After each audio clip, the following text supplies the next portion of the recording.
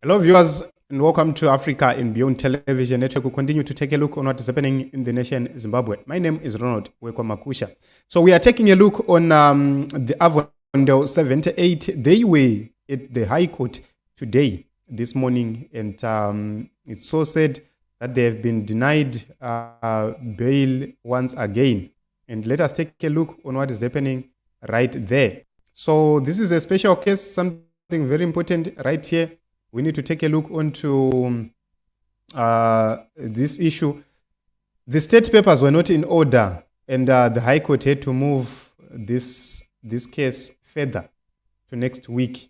Something so said, justice denied, justice delayed is justice denied. These are people who are supposed to get bail, and if this government was serious about, or if these courts were serious about whatever which is happening in Zimbabwe, if the state is not prepared, they would have went ahead to grant these people bail, because it is not their lawyers at fault.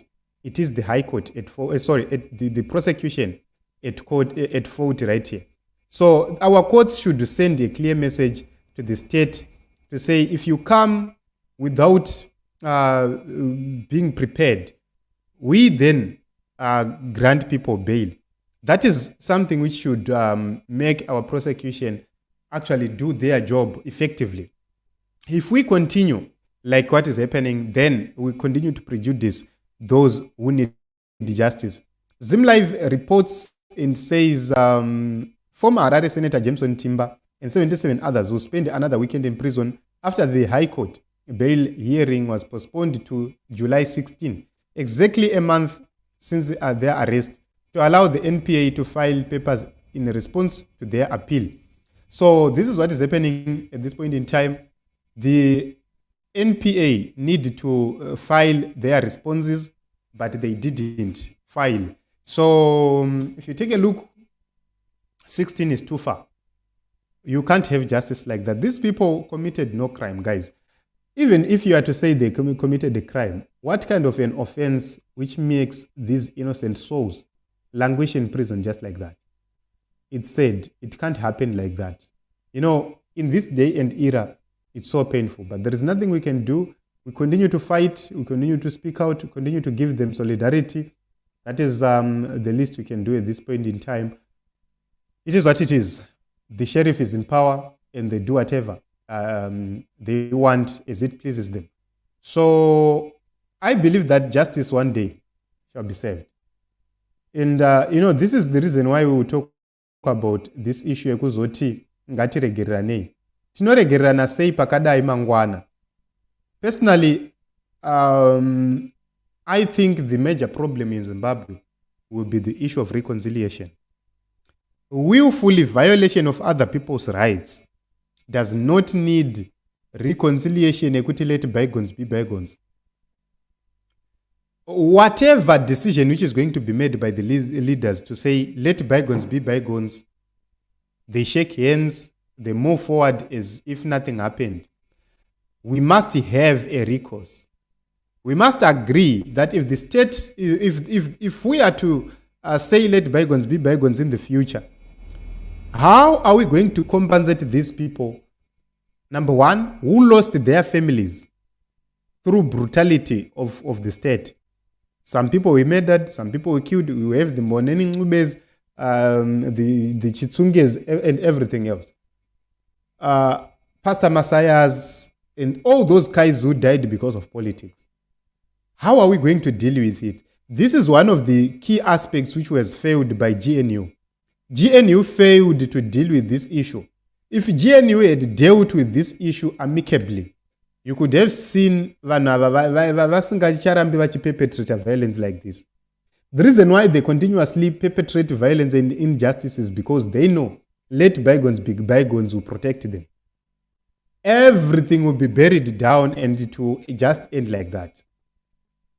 We need to be honest with each other. These things need to be dealt with. You can't deny people justice like this. And later on, these people will remain judges. These people will remain prosecutors. They are serving the interests of a political party, not the interests of justice. and let bygones be bygones who protect them.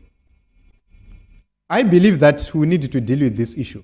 I believe that in the future, these issues will need to be resolved as they are.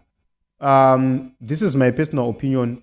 Personally, I find it difficult to, guys, take a look on these beautiful souls right here. Take a look on these innocent faces. Which face can you say in them are violent, in them are gangster? Very innocent faces right there. Unarmed, with nothing. They were just having braai. Vakatosiya nyama yavo vachienda vachisungwa. Just imagine, guys. And no accountability in the future about whatever which is happening. So, I believe that if we are alive in the future, we'll spend the better part of our days fighting for the recognition of the rights of these people. This is not something which is going to end here.